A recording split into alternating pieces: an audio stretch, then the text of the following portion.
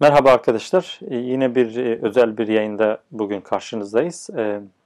Kamil Bey ile son gelişmeleri konuşacağız. Özellikle Kanada ve göçmenlik konusu üzerine konuşacağız. Kamil Bey hoş geldiniz.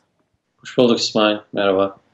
Kamil Bey şimdi şöyle bir gelişme oldu son haftalarda. Bir Suudi Arabistan vatandaşı bir kadın Rahaf Muhammed e, önce Tayland'a oradan da yani sansasyonel bir hikayeyle Kanada göçmenliğine kabul edildi. Oraya refüji oldu hatta. Bu Rahaf Muhammed'in örneği güzel bir örnek değil mi? Mesela şöyle şu an malum Türkiye'de yüz binlerce insan pasaportu iptal edildiği için çıkamıyor. Ama bir şekilde yurt dışına çıkıp hayatını idame ettirmeye çalışıyor. Çünkü Türkiye'de herhangi bir hakları, herhangi bir özgürlükleri kalmadı. Yaşam şansları sıfıra çok yaklaştı. Bu açıdan onlar için iyi bir örnek değil mi? Ne dersin yani? Şimdi Rahaf Muhammed için ben çok sevindim buraya gelmesine. Sanırım ailesi de şiddet görüyor ve anladığım kadarıyla da bunun problem yani bunun altında yatan problem de inanç konusu. Yani Müslümanlığı sanırım reddediyor ve kendi özgür iradesiyle bir şeye inanmak istiyor. Ve bundan dolayı da ailesinden uzun zamandır şiddet görüyor ve bundan dolayı da e, ülkeden ayrılıp Avustralya'ya gitmeyi düşünüyor ve bu şekilde de Tayland'da geri gönderilecekken Birleşmiş Milletler Komisyonu tarafından, Yüksek Komiserliği tarafından, Birleşmiş Milletler Mülteciler Yüksek Komiserliği tarafından bunlar araya giriyor ve Kanada hükümeti bunların biliyorsunuz Birleşmiş Milletler Mülteciler Yüksek Komiserliği bu konularda devletlerin işte Göçmenlik Bakanlığı varsa onlarla, Dışişleri Bakanlıklarıyla yazışma yaparak, iletişime geçerek bir aracı kurum olarak bu insanlara, bu güvenli ülkelere göndermeyi sağlıyor. Ve burada da başarılı oluyor. Ben çok sevindim. 18 yaşında genç bir kız. Fakat bu dünyada böyle yürümediğini gördük. Ben bu olayı görünce geçmişte yaşanmış olaylarla Türkiye'de iltica etmek isteyen veya vize alıp gelmek isteyen insanların yaşadıklarıyla kıyasladığım zaman hiç de insan hakları konusunda devletlerin kesinlikle politik davrandıklarını ve ayrımcılık yaptıklarını gördüm. Ben şimdi bu Rahaf Muhammed'le birlikte iki tane hikaye vereceğim. İki tane insan hikayesi, iki örnek ve insanlar bununla ilgili kararları kendi versinler. Önce istersen Rahaf Muhammed'in sanırım BBC olması lazım. Ya da CNN. Oraya verdiği bir röportaj var. Bir onu izleyelim. Çok kısa bir röportaj. Hemen kendisi niye geldiğini, ne olduğunu anlatan. Çok kısa bir şey. Ondan sonra da devam edelim. Tamam buyurun izleyelim. Zaten Türkçe değil İngilizce de bilmediği için Arapça. Buyurun izleyelim. Kaybedecek hiçbir şeyim yoktu. Öldürülme korkusuyla ailesinden kaçmış ancak pasaportuna el konulduğu için Tayland'da havaalanında mahsur kalmıştı. 18 yaşındaki Suudi kadın Rahaf Muhammed El Kanun Kanada'ya ulaştı. Rahaf ailesinden ve ülkesinden neden kaçtığını Kanada basınına verdiği röportajda anlattı. Bağımsız olmak için aldığım riske değerdi dedi. Saçımı kestiğim için beni 6 ay bir odaya kilitlediler. Abim ve annem tarafından şiddete maruz kaldım. Beni dövüyorlardı. Bazen vücudum dayaktan kanıyordu.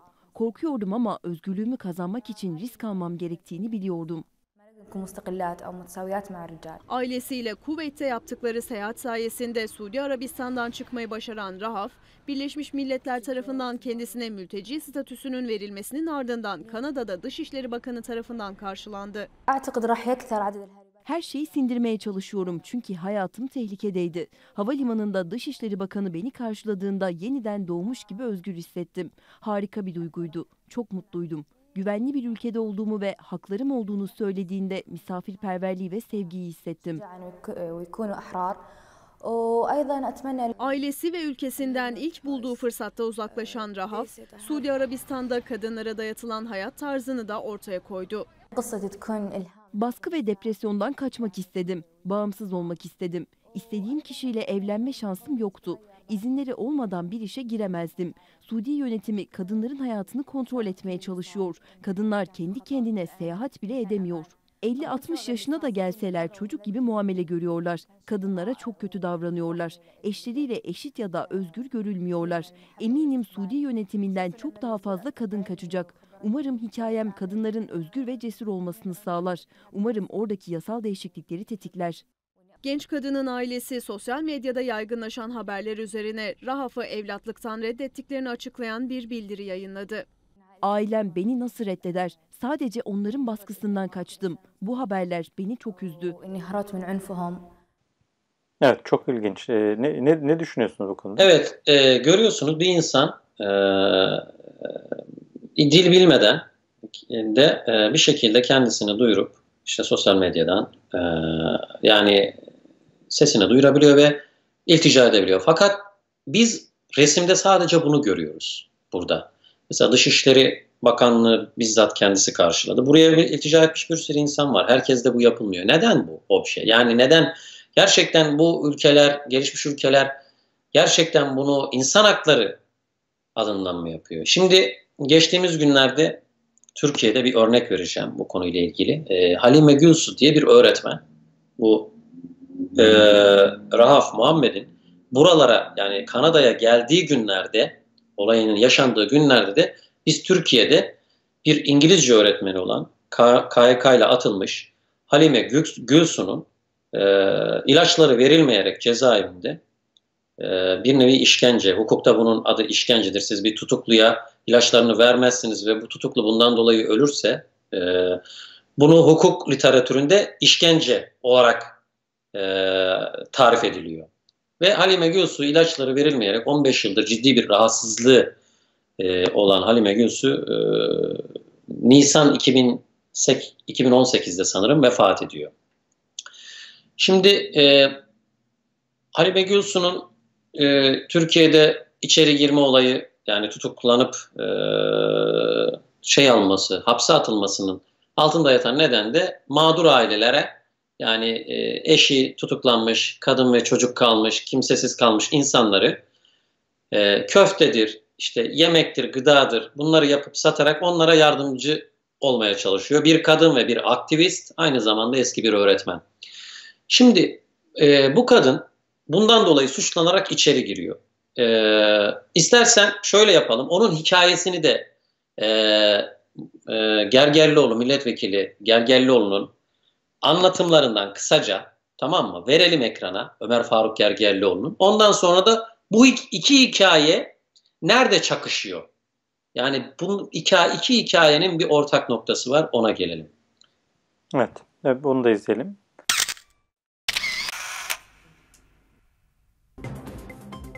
İnsan hakları savunucusu Ömer Faruk Gergerlioğlu, Artı Gerçek.com'da mağdur insanlara yardım ettiği için AKP yargısı tarafından tutuklanan ve sonra da cezaevine ölüme gönderilen Halime Gülsu'yu yazdı. Gergerlioğlu, ülkede yoğun bir seçim gündemi yaşanıyor. Ama devlet güvencesinde olması gereken cezaevindeki hasta bir tutuklu, muhtemel bir büyük ihmal sonucu ölüyorsa, o ülkede en önemli konu mağdurun hikayesidir. Göz göre göre gelen kazalar vardır, ardından büyük ihmaller vardır. Göz göre göre gelen ölümler vardır, ardından büyük değersizleştirmeler vardır. Özgürlüğünden yoksun bırakılmış hasta mahpusların yaşadığı büyük sıkıntılar ne mi olur sanırsınız? İşte geçtiğimiz gün hasta, tutuklu Halime Gülsu bize bu sıkıntıların sonunun ne olacağını gösterdi. Cumartesi sabahı şok bir ölüm haberiyle uyandık. Halime Gülsu, muhtemel bir değersizleştirmeler, hafife almalar, ihmaller, görevi kötüye kullanmalar silsilesi sonucu cezaevinde vefat etti dedi. Halime öğretmenin ölümü büyük bir skandaldır diye yazan Gergerlioğlu yazısını, normal bir hukuk devletinde Adalet Bakanı'nın istifasını bile gerektiren bir durumdur. Bir insanın canının üstünde hiçbir şey tanımıyorum. Ortada çok açık bir değersizleştirme, ihmal görüntüsü var. Kasıt konusu ise ayrıca araştırılmalıdır. İhlallerin baştan sona adil bir yargı ortamında tespit edilmesi ve baştan sona tüm sorumluların yargılanması gerekiyor, diye sonlandırdı. Diğer yandan Halime Gülsu toprağa verildi.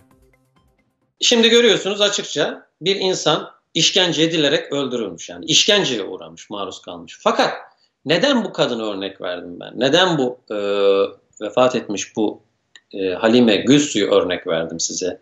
Diğer Suudi kökenli kadınla birlikte. Çünkü Halime Gülsu'nun abisi Kanada vatandaşı. Kanada'da yaşıyor. 2002'de sanırım İrfan Gülsu. Kendisiyle de telefonda görüştüm İrfan Bey'in. Bunu uluslararası bir arenada da bunu anlatmanızı, yani uluslararası yardım kuruluşlarına bu konuyu taşıması gerektiğini ifade ettim. Şimdi bu ortak yanı, Halime Gülsu hapishaneye girmeden önce, gözaltına alınmadan önce Kanada'ya vize başvurusunda bulunuyor. Abisi burada Kanada vatandaşı ve abisini ziyaret etmek için, Kanada'dan vize almak için vize başvurusunda bulunuyor. Ve Halime Gülsu'ya vize verilmiyor Kanada tarafından. Öyle mi? Vize verilmiyor. Eğer ki vize verilmiş olsaydı, bakın Kanada'ya bir yük değil. Yani abisi burada bütün masraflarını karşılayabilir. Kanada'yı bağlayıcı hiçbir şey yok. Ki velev ki iltica edecek olsa. Bu kadın da mesela Suudi Arabistan'dan, ya Tayland'dan getirilen Suudi kadın da, Rahaf Muhammed de iltica etti. Sonuçta gelir gelmez oturumu verilmiş birisi. Şimdi kadın haklarını savunan, insan haklarını savunan birçok devlet ve bunu kabul eden, Birleşmiş Milletler'de insan hakları beyannamesini kabul eden birçok devlet bazı konularda insanları ayırdığını görüyoruz bu süreçte, biz şahit oluyoruz. Bir de buna şahit olmakta da kalmıyoruz. Yani sadece bu da yok. Birazdan anlatacağım hikaye de var. Peki neden Kanada bu ayrımı yapıyor veya diğer devletler bu ayrımı yapıyor insan hakları konusunda? Neden insan haklarını kendi politik çıkarlarına malzeme yapıyor? Çünkü bu kadın, Rahaf Muhammed'in özelliği Suud vatandaşı olması. Biliyorsunuz Kanada 2018 yılında Suudi Arabistan'la büyük bir ekonomik kriz yaşadı ve diplomatik kriz yaşıyor şu an. İşte 10 milyarın üzerinde bir silah satışını Suudi Arabistan ve Kanada arasında iptal olması, Suudi Arabistan'ın Kanada elçisini sınır dışı etmesi, daha sonra Suudi Arabistan'da İngilizce öğrenmek için buraya öğrenciler geliyor ve krallık finanse ediyor bunu. Bütün öğrencilerini geri çekiyor Kanada'dan burası da. Yani bir politik kriz olmasa belki bu kadının, Rahaf Muhammed'in bir kadın olduğunu, bir insan hakları ihlaline uğradığını ve yardıma ihtiyacı olduğunu kimse duymayacak. Bunu nereden biliyoruz? Sosyal medyadan yayın yaptı ve şu dendi her zaman. Gerçekten sosyal medyanın bir gücü var. Bu sosyal medyanın gücünü kullandı Rahaf Muhammed ve özgürlüğüne kavuştu. İşte ailesi ona işkence yapacaktı, belki öldürülecekti. Şimdi Rahaf Muhammed'le aynı yoldan geçen bir kişiyi daha örnek vereceğim size. Bir Türk vatandaş bu da. Bu kişinin ismi de Furkan Sökmen. Myanmar'da Türk okullarında görevli bir kişi. Bakın bu kişi Myanmar'da Türk elçiliği tarafından pasaportuna el konulmak isteniyor ve bir kargaşada yine Birleşmiş Milletler Komiserliği burada devreye giriyor. Yine bu kişi sosyal medyadan, bakın Furkan Sökmen İngilizce de biliyor, sosyal medyadan insanlardan ve yardım sivil toplum kuruluşlarından, uluslararası sivil toplum kuruluşlarından yardım istiyor. Kendisini zorla Türkiye'ye götürülmeye çalışıldığını ve orada tabii ki Türkiye'de onun neyi beklediğini bilmiyoruz. Şu an Furkan Sökmen bu arada tutuklu. Hatay'da tutuklanıyor, daha sonra Türkiye'ye götürülüyor. Ve Türkiye'de biliyorsunuz insanlar ölüyor cezaevlerinde. İnsanlar işsiz ve açlığa mahkum ediliyor ve bununla ilgili İnsan Hakları Komisyonu, İnsan Hakları İzleme Örgütü, bir sürü uluslararası af örgütü, bak mesela bir sürü gazeteci ve sivil toplum kuruluşu, uluslararası toplum kuruluşu Türkiye'de yaşanan bu olayları 3 yıldır, 2 yıldır sürekli rapor ederek bütün dünya devletlerine, hatta dünyadaki kendi devletleri, mesela İngiltere değil mi, Dışişleri Bakanlığı'nın da Freedom House falan, bunların hepsini raporda yazmasına rağmen, Türkiye'nin durumu, cezaevleri, işkenceler bilinmesine rağmen bu insana da kimse sahip çıkmıyor. Şimdi şöyle yapalım. Bu insan sesini duyurabilmiş mi? Aynı Rahaf Muhammed gibi, o kadın gibi Furkan Sökmen de aynı yolu deniyor. Bakın o videoları izleyelim. Bir tane yardım videosu var. Bir tane de artık götürülüyor ve çığlık atıyor. Artık yani herkesin gözü önünde ve bunu sosyal medyada paylaşıyor. Bir onu izleyelim. Ondan sonra devam edelim İsmail. I'm calling everyone, please help me. I am in determined area. They are pushing me. They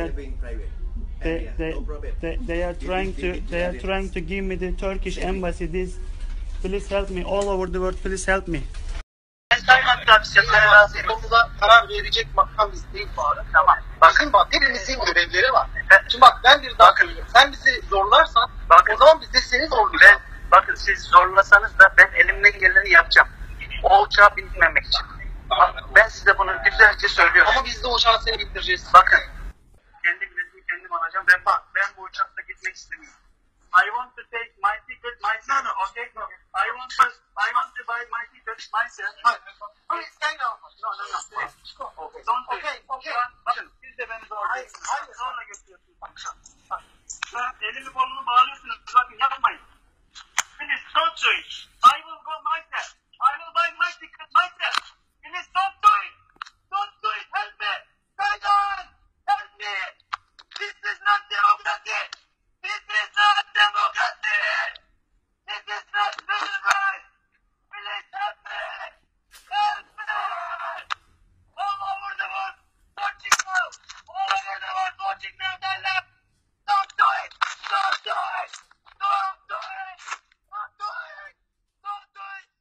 Şimdi görüyorsunuz. Açık açık yardım istiyor. Bir hukuksuzluk olduğundan bahsediyor. İşin garibini söyleyeyim mi sana? Şimdi şöyle bir şey oluyor. Orada bu insan hakları yani Birleşmiş Milletler işte mülteciler birimi Furkan Sökmen'le iletişime geçiyor. Myanmar'dan Tayland'a geçiyor. Tayland'da 24 saat kalıyor. Aynı havalimanında yani aynı o Suud kızın kaldığı gibi havalimanında kalıyor. Birleşmiş Milletler herkese bu komiserlik herkese yazı yazıyor. Bütün devletlerle bu insanın gitmemesi konusunda yardımcı olunması ile ilgili iletişime geçiyor. İletişime geçen de çok garip. Philip Robertson diye o Pasifik bölgesinin Birleşmiş Milletler mültecilerden sorumlu çalışanlarından bir tanesi. Suudlu kadınla da başka bir ülkeye güvenli şekilde götürülmesinde de aynı Philip Robertson destek veriyor, yardımcı olmaya çalışıyor. İkisinde de Philip Robertson elinden gelen her şeyi yapıyor. Fakat burada görüyoruz ki devletler eğer sen bir diplomatik çıkar sağlıyorsan bana veya benim politik çıkarlarım için değerliysen maalesef burada ona göre ya seni tercih ediyor, ülkesine alıyor veya almıyor. Şimdi burada da Furkan Sökmen'i birçok ülke Birleşmiş Milletler kararlarına imza atmış, insan haklarını savunduğunu söyleyen birçok ülke Furkan Sökmen'in sosyal medyada bas bas bağırmasına rağmen bu öğretmenin kimse sesini duymuyor. Karga tulumba biraz önce videoda izlediğimiz gibi götürülüp Türkiye'ye teslim edip cezaevinde özgürlüğünden mahrum kılınıyor. Şimdi insan hakları konusunda şunu görüyoruz. Dünyada gerçekten bir çifte standart var İsmail. Sadece bu burada değil. Bak ben kendim de yaşadım aynı zamanda. Ben Afrika'da kalırken İnsan Hakları Derneği'yle iletişime geçtim. Ve kesinlikle beni bir ülkeye koyacak yani bir sürü ülkeyle irtibata geçtiler. Hiçbiri beni almak istemedi. Benim gazeteci olmama rağmen, her şeyim ortada olmasına rağmen, haksız bir şekilde yargılanmama rağmen. Bunu ben kendim de yaşadığım için bir de böyle canlı bir örneği olunca gördüm. Ve ne yaptım ben de? Sahte pasaportla özgürlüğümü yani kimsenin bana bir özgürlük vermesine gerek yok. Özgürlüğümü kimseye de meze etmeme gerek yok. Ve ben bir şekilde buraya geldim. Ve şunu düşünüyor insanlar. Kimsenin özgürlüğü hani insanlar hani işte biraz daha olalım, sessiz olalım. Acaba ben hakkımı, hukukumu bana yapılan ihmali söylersem bana yardım ederler mi, etmezler mi? Sen özgürsün. Kimse sana bu hakkı vermedi. Kimse de bunu senden alamaz. Eğer ki bir mağduriyetin varsa, eğer ki ihmal varsa, eğer ki insan hakları, özgürlükler, kadın hakları konusunda bundan rant elde eden, bunu sürekli söyleyen, bununla reklam yapan birileri senin talebini veya başkalarının talebini görmezden geliyorsa mutlaka bunu söylemeli insan. İşte özgürlük mücadelesi budur. İnsan hakları mücadelesi budur. Bakın kadınların toplu olarak bebekleriyle beraber cezaevlerine atıldığı başka bir ülke var mı şu süreçte son zamanlarda? Yani biner 500'er kadınlar içeri atılıyor ve mahkemeleri yapılmamış. Hiçbir şekilde Haklarında hiçbir delil yok. Hukuken hiçbir delil yok. Sadece biraz önce söylediğim kadıncağız bakın köfte yapmış, insanlara yardım etmiş. Yani suçsuz olan bir aileye, bir bebeğe ekmek götürmüş, vermiş. Bu kadın suçlu addediliyor ve bu da bir kadın. Eğer kadın haklarını konuşuyorsak, Türkiye'deki görüyorsunuz bir sürü kadın haklarını savunduğu söyleyen aktivist ve dünyadaki kadın haklarını söyleyen aktivistler hepsi bu kadınlara sessiz, bu bebeklere sessiz. Hiç kimse konuşmuyor. Neden konuşmuyor? Çünkü hiçbir politik çıkar elde etmiyorsun seninle. Zaten başındaki diktatör her şeyi veriyor. Bir sürü rapor var. Suudi Arabistan'la Türkiye ile aynı ligde olduğu bunların otoriter, otokrat, diktatör bir yönetim olduğunu, hukuk kurallarının hiçe sayıldığı, insanların mahkemelerde savunma yapamadığı, kimsenin dinlenmediği ve bunu bütün dünya bilmesine rağmen maalesef insanlara vize verilmiyor. İnsanlar karga tulumba herkesin gözünün önünde götürülüyor.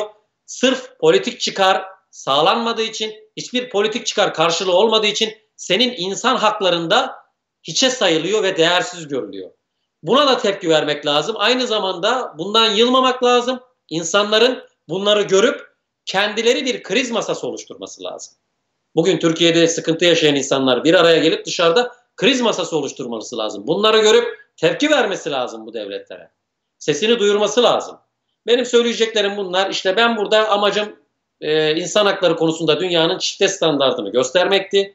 Şiddet standartını anlatmaktı. Aslında insanların insan haklarını değil, insanların kimliklerine göre veya düşüncelerine, ideolojine göre veya politik tercihlerine göre seçim yapıldığını, insan yerine konulduğunu veya kadın yerine konulduğunu veya konulmadığını göstermek açısından ben bunları anlatmak istedim. Bana bu fırsatı verdiğin için teşekkür ederim İsmail. Benim söyleyeceklerim bu kadar. Ben teşekkür ederim Kamil Bey. Umarım mesaj yerine ulaşmış olur. Sana bir dahaki videoda görüşmek üzere. Sizin de yorumlarınız varsa aşağıda bulabilirsiniz. Yine bu aşağıda yazabilirsiniz. Yine bu tarz yayınların size gelmesini istiyorsanız Patreon'dan Kamil Maman'a ve Videon.tr'ye destek olabilirsiniz. İyi günler.